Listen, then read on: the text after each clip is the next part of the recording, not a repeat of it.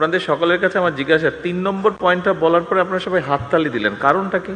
এটা একটা organogram, existing যেই হেলথ কমপ্লেক্সগুলো আছে 50 বেডের হাসপাতাল এবং 31 বেডের যে হাসপাতাল তার এক্সিস্টিং অর্গানোগ্রামটা দেখানো হচ্ছে। প্রতিটি নাগরিকের জন্য চিকিৎসা তথ্য সম্বলিত ই হেলথ কার্ড চালু করার মাধ্যমে স্বাস্থ্যসেবা ব্যবস্থার উন্নতিকরণ এবং একটি ইফেক্টিভ রেফারেল সিস্টেম প্রতিষ্ঠাকরণ,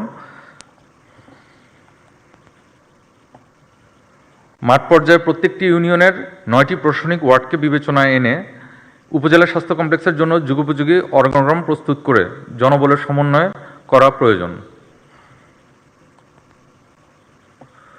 উপজেলা হাসপাতালের নিরাপত্তার জন্য প্রয়োজনীয় সংখ্যক সশস্ত্র আনসার সদস্য অথবা স্বাস্থ্য পুলিশ অনুমোদনের যথাযথ ব্যবস্থা গ্রহণ।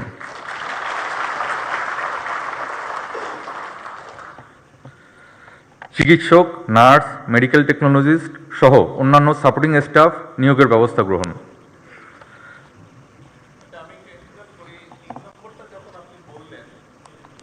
আপনাদের সকলের কাছে আমার জিজ্ঞাসা, 3 নম্বর পয়েন্টটা বলার পরে আপনারা সবাই হাততালি দিলেন, কারণটা কি? স্যার, নিরাপত্তার জন্য স্যার আমরা সবাই আসলে এই বিষয়টাতে ঝুঁকছি যে উপজেলা হেলথ কমপ্লেক্সগুলো মিনিমাম 3 থেকে 10 একর বা 11 একর এরিয়ার উপর হয় এবং সেগুলো 10 বেড থেকে শুরু করে 50 বেডের হাসপাতাল হয়ে থাকে।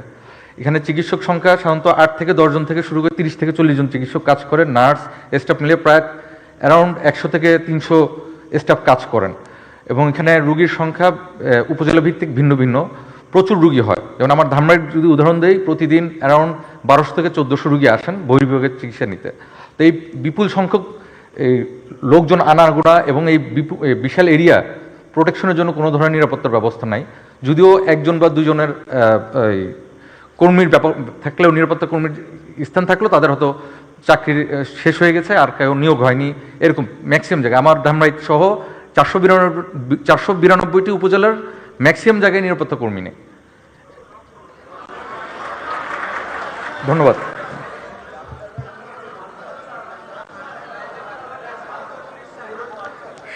স্বাস্থ্য পুলিশ অথবা আনসার সদস্য দিলে হয়তো এই প্রোটেকশনটার ব্যাপারটা ঠিক হয়।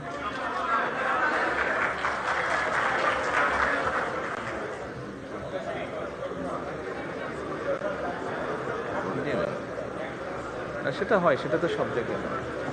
মানে এখানে নিরাপত্তার একটি বিষয় আছে যেটা নিয়ে আপনারা কনসার্ন, তাই তো? আচ্ছা আচ্ছা, ঠিক আছে, ইনশাআল্লাহ এই বিষয়টি দেখবো আমরা অবশ্যই।